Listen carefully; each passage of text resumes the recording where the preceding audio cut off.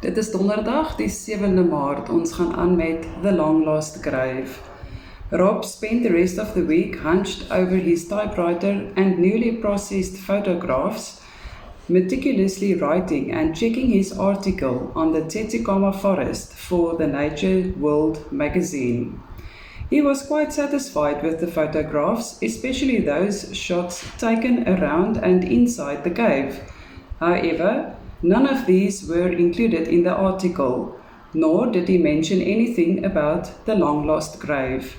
But he carefully put them aside with the logbook, knowing that they might be invaluable at a later stage during the research. He had decided that, apart from the definite treasure hunt, he would try to compile a readable story about his encounter with Captain Lord Martins. While he spent endless hours behind his desk, Herbie, his brother too, was busy, discreetly consulting experts on old coins, observing collections, and having endless talks with collectors. But he exercised great care not to betray the real reason for his interest, which wasn't too difficult, as they talked with enthusiasm and proudly displaying their own collections. But their gold coin remained a mystery, until Herbie, through pure luck, stumbled onto a real lead during the 5th day of his research. Searching through books on money matters with growing agitation, he found nothing. He was on his way out of the Provincial Library of Cape Town when his eyes fell on a book on display near the entrance. The book was about India and nothing much as such. What caught his attention, though, were the few foreign writings on the cover, the same as the 2 words on the coin. Feeling a little foolish for not thinking about the language earlier, he went back to the librarian for inquiries. For once, luck was on his side, and the old man turned out to be quite a boffin on India. The writings were Hindi, a group of spoken dialects in northern India. The gold coin was of Indian origin. In the spur of the moment, Herbie pushed the coin across and saw the quickening interest in the man's eyes. Clearing his throat, the old man pushed his pince-nez into place with his middle finger, and with shaking fingers he picked up the coin, holding it against the light. My, he mused, his voice betraying his excitement. This must be the Maharaja of the time. The what? The Maharaja, the old man pointed at the facial portrait on the one side. The Hindi prince of the time, not the Raja, too young, he continued enthusiastically, and Herbie quietly wondered why it couldn't be the face of the Raja, the king, when still very young. But he wisely decided not to question the old librarian, who was quite carried away. Bailey, he called a young male attendant before Herbie could stop him. Have a look at this, boy. Probably the only one you'll ever get to see. Very few of these coins are still in existence today, and they are very rare. Probably very expensive too. Young Bailey gawked at the shining yellow metal. Is it gold? He asked in awe. But Herbie didn't answer. He regretted showing it to the old man, especially now that he had shown it to the youngster. Go get that book on display, the old man ordered. The one on India. As Bailey hurried off, he asked, Where on earth did you find this? Well, it belongs to a friend, and Herbie took the coin and slipped it back into his pocket. Just be quiet about it. Sure. It's just such a rarity. I have only once seen one of these before, in a museum in New Delhi. Bailey arrived with the wanted book, and reluctantly left Herbie alone to read through the chapters the older librarian had suggested. From there, it was easy. Reading through it, he soon found a history which could and might just suit the whole situation.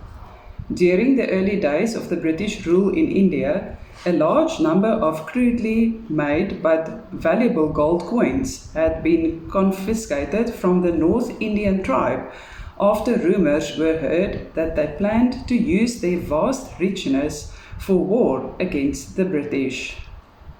Consequently, the gold was sent to Britain. Years later, when tension was easing a little, it was decided to return the gold to India as a token of peace and goodwill from the British Empire. But it never reached India. According to the book, war broke out when the gold failed to show up. The Indians suspected deceit. With growing satisfaction, Herbie noticed that the time of the shipment coincided with the sailing of the Liberty. The situation was politically sensitive, yet vitally important, hence the decision to ship the gold with the utmost secrecy back to India aboard the HMS Liberty. Or at least this was what he deducted from the corresponding time of departure. His curiosity now properly aroused, Herbie decided to investigate further. In the archives, he slowly paged through older newspaper of around about the same time. 2 hours later, his efforts were rewarded with a newsprint dated 20 December 1796, mentioning the convoy of which the Liberty was part, calling in Table Bay Harbour. As he had expected, nothing was said about the secret load. Herbie continued to read until late afternoon when he came upon another piece of newsprint dated nearly 9 months earlier. It simply read, HMS Liberty sank, 7 survivors. He softly whistled as he read through the column. So there had been survivors, and Captain Martins was not with them. Curious, he thought, and very, very interesting. And there, mysteriously, the gold was mentioned. Then Herbie de Bois made his mistake. He took the newspaper and the Indian book to young Bailey and asked to make photocopies. Bailey made 2 sets, and he kept one. After a very satisfied Herbie had left, Bailey was making a phone call. No doubt? No, none. The gold on board the Liberty was Indian gold being taken back to India.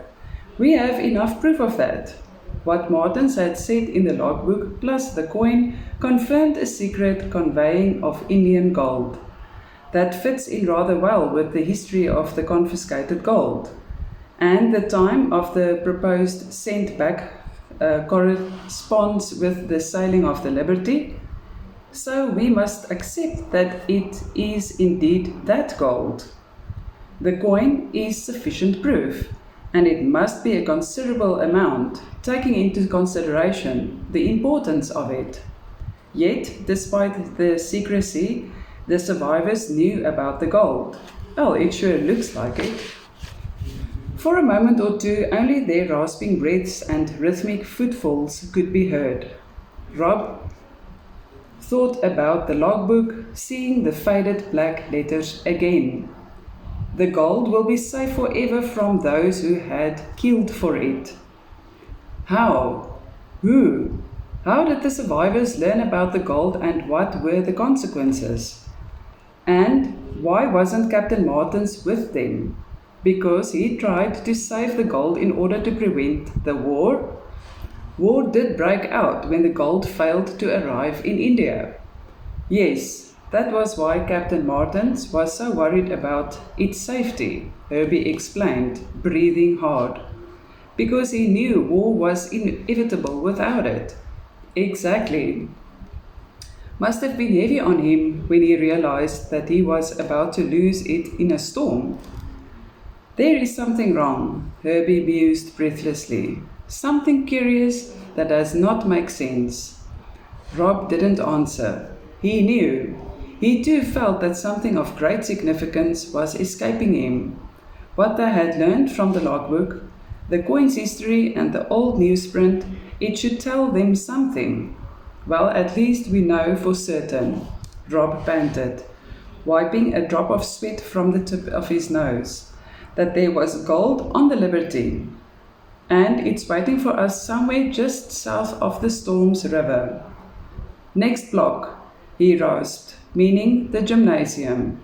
They ran side by side, sweat staining their t-shirts after the 5-kilometer run. Rob glanced at his brother, envying the younger man's long legs as they stepped up the pace over the last 200 yards. 4 years younger than his own 34, Herbie stood almost 5 inches taller than his own 6 feet, giving him a thin, lanky appearance. Very misleading, Rob knew as he watched Herbie's muscled back as the latter pulled ahead. Rob ground his teeth, giving everything in full-out sprint. He gained a little, but the taller Herbie still ran ahead of him through the doors of the gym. "Sho," he grunted. "I'm as unfit as an old woman. Ugh, me too. Okay, guys, special work today." Old man Riley stood, unwavering, a relentless expression on his face. "Half an hour with those girls over there." He grinned as the two gawked at the group of about 20 young women in colourful leotards, zealously fighting and the ever-threatening rolls around the waists on the rhythm of lively music. "Hell," Herbie muttered. "Where did they come from?" Old Riley chuckled. Regular class, still growing every time though, but I'm only joking about falling in there." "You better," Rob growled. "Those women will kill me." "True, because you just said you're getting old. And unfit as one."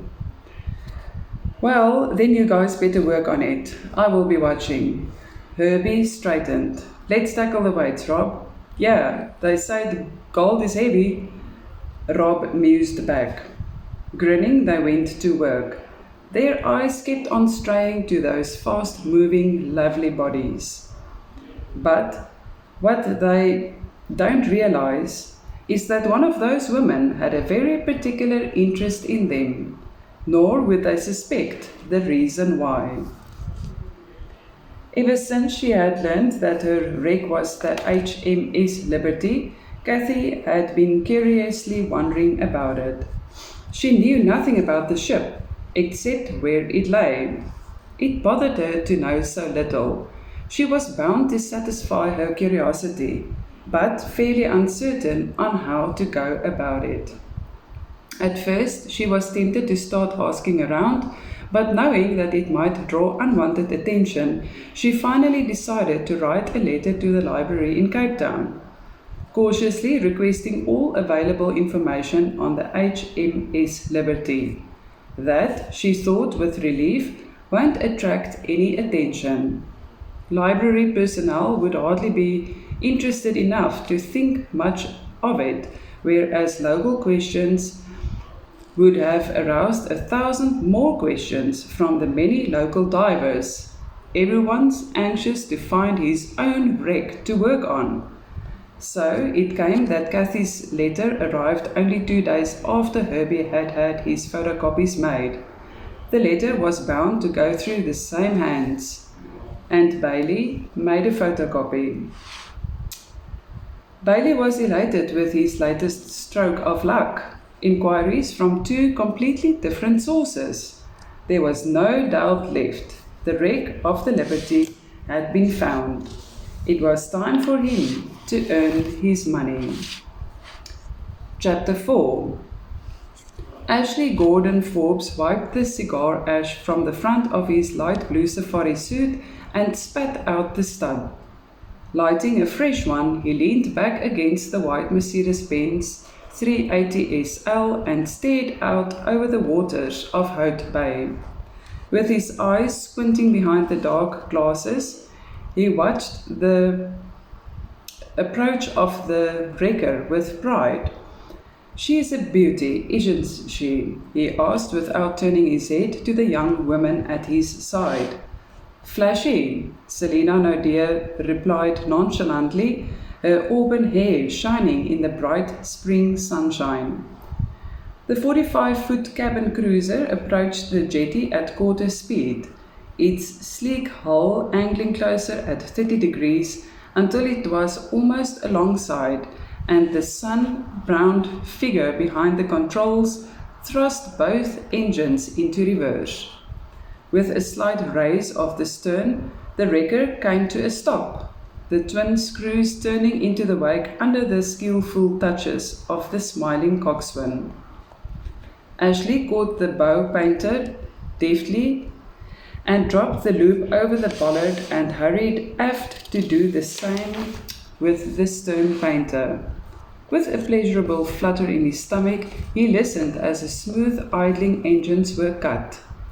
"Come, Selina," he called the woman and politely helped her aboard, where they were met by 3 eager and smiling young men.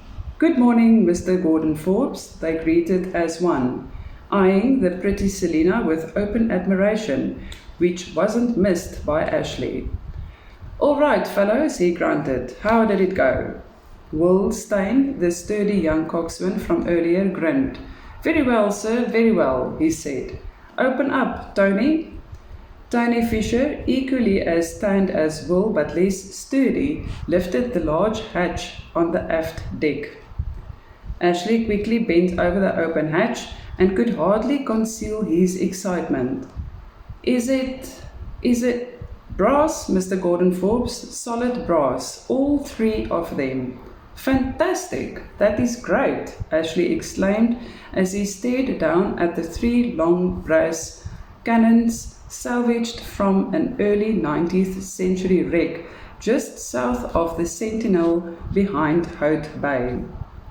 The third man, not so young anymore, Louis Krause, was a quiet character who seldom spoke.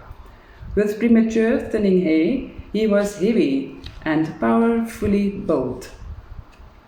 Now he stood watching them sullenly, his face showing no expression. "We also found coins," he growled. "Indeed, it seems to me that the men did well." Ashley looked pleased.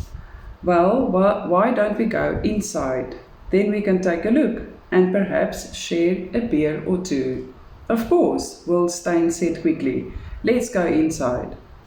As they trooped through to the saloon, Ashley let his eyes roam over the luxury cruiser, noticing with satisfaction that the boat was clean and the brass polished. But then, that was one of the reasons why he'd hired the 3, to maintain the boat while they also do wreck diving for him. For several minutes they studied the few coins and other smaller findings. Ashley seemed satisfied and thoughtfully pushed a hand through his greying hair. "How much longer before you finished with the wreck?" "Clear her out completely?" "Well, another 3 weeks, maybe 4, Will Stein answered. The fact that the old man himself had come out to the boat today was warning enough that he had something in mind. He didn't have to wait long. "There's another wreck," Ashley said softly, and Will noticed the tremor of excitement in his voice. "A fortune, if my guess is correct." He paused significantly, watching their faces. "In gold." "Gold? Hell!" Tony Fisher sat forward. "Shucks, boss, when do we start?" Selina spoke for the first time. "There are still a few outstanding facts and some planning to do. But you can be ready in, say," she glanced at Ashley, who nodded, "say 2 weeks' time." "Which meant, of course, that you will have to step up with this wreck," Ashley added, sipping his beer. "We'll do that, sir. It's great news, but are you sure about this gold?" Will stuttered. "I mean, hell, there aren't many wrecks with gold left around. We've seen it, well, some of it. Someone else has been working on the wreck." Alarm showed on Tony's face. and Ashley shrugged. Well, not exactly working it. We still don't know for sure, but we know it's there. From now on, we'll have to move fast. He leaned forward. It's a fortune. We are not going to lose out on this one. No way. And the wreck? Has it been registered by someone? No, nobody registered it. And I don't think they will, which make it a lot easier for us. Ashley wiped the sweat from his brow. Selina was looking a little bored, as it was time to go.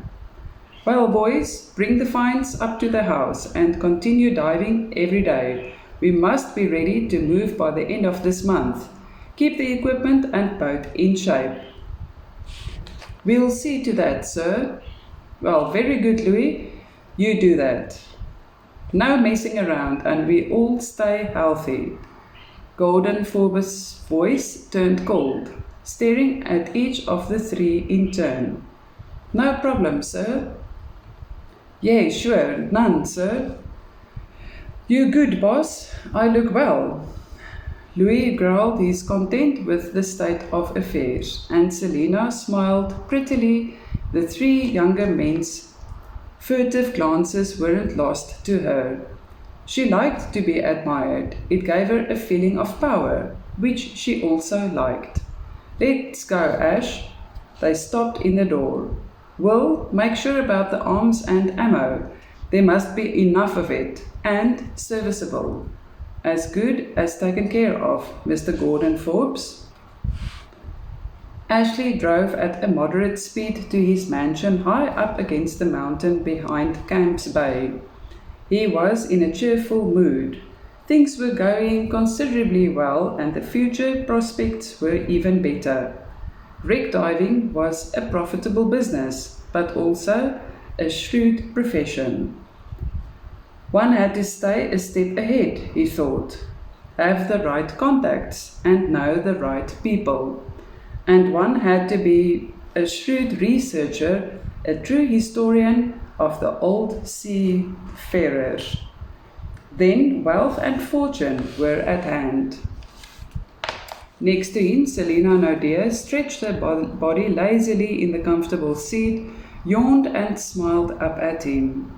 In his early 50s, he was still extremely attractive, a little grey but not too much, and still superbly fit for his age. An hour in the gym every day ensured that, and he had a way about him that made things happen his way, and fast. She liked men like that, for power and wealth came to them naturally. He glanced at her. Those two men. You learned anything more? Only the little Riley told me, 2 brothers, Robert and Herbie Dubois. Nothing particular though, except that they live close to the gym and do regular workouts there. Have you met them?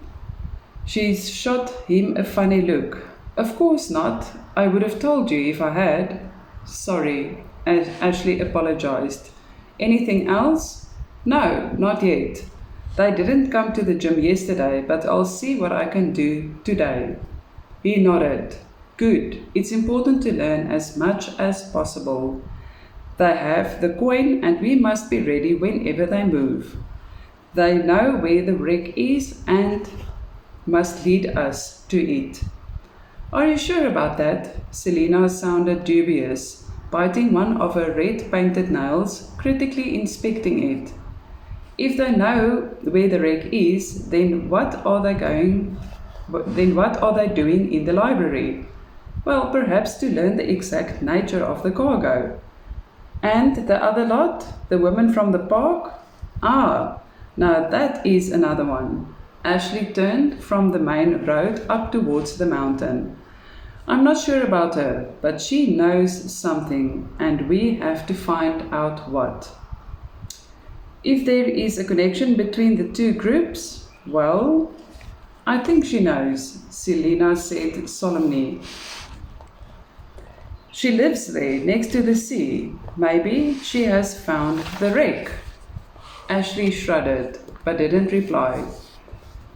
There were still too many possibilities, and he was only certain of one thing. that someone knew the position of the wreck. The location of the Liberty was no more a mystery. Finally, after so many years of patient waiting, he could start searching and find the gold. Half an hour later, alone in his study, he took a thin file from the wooden filing cabinet. Sinking into the swivel chair behind the large mahogany desk, he opened it. For brief moments, he stared at its meagre of contents. Until 5 days before, it had only contained one piece of paper. An old photocopy had been made many years earlier, soon after he had made his first fortune from a wreck, which he had discovered quite by accident. Realizing the fortunes to be made from old wrecks, he had started his painstaking search and research. He came upon the newsprint in the library, the same one Herbie Dubois had found. The heading read, HMS Liberty sank, 7 survivors, 9th October 1797. 7 survivors from the HMS Liberty have arrived in Table Bay 3 days ago on board the transporter Mary Rose. During the Board of Inquiry held in the castle upon their arrival, it was learned that the HMS Liberty did indeed sink during the storm while en route to India. The 7 survivors, a first mate and 6 seamen, succeeded in reaching the British garrison in Algoa Bay, from where they were shipped back to Table Bay. It's believed that no other survivors succeeded in reaching civilization. According to the men, there was some querulous disagreement about a rumored shipment of gold. The exact nature of this quarrel is not known. Was there fighting on board a British man of war? The British authorities denied knowledge of any gold aboard a warship and rejected the idea of a menteous quarrel. The surviving sailor were not available for comment. That was the end of the article. Ashley had known instinctively, or rather sensed the truth about the gold. The British anxiousness to cover up was proof enough, and he had started investigating the Liberty in all earnest. But despite the numerous attempts, including a trip to London, there had been no more information. Goed, ons gaan dan môre weer aan met The Long Lost Grave. Ek het gesien daar's iemand wat in gister se comments gevra het waar het Wynand sulke goeie Engels geleer. Nou soos jy weet het hy hierdie boek geskryf terwyl hy in die gevangenis was, so hy was so tussen 27 en 29 jaar oud daai tyd. En hy spot self om te sê toe hy nou so vir 30 jaar rondgeswerf het met die wat noem mense dit nou, die oorspronklike manuskrip. Toe in die oorspronklike manuskrip het, as jy dit gelees het, was sy tenses so die mekaar, jy kon nie agterkom of dit al klaar gebeur het en of dit nog moet gebeur nie. En toe in 2017, toe het Wynand se suster, 'n afgetrede skoolonderwyseres, het sy die boek vir hom nagegaan en die taalversorging gedoen. So hierdie is 'n verwerkte weergawe en dan, soos ek sê, die oorspronklike weergawe het nou meer taalfoute en dinge in, maar ja, nog steeds, dit is goeie Engels. Dankie dat jy like, subscribe, share en die belbutton druk. Ek lees dan môre aand verder. Mooi aand.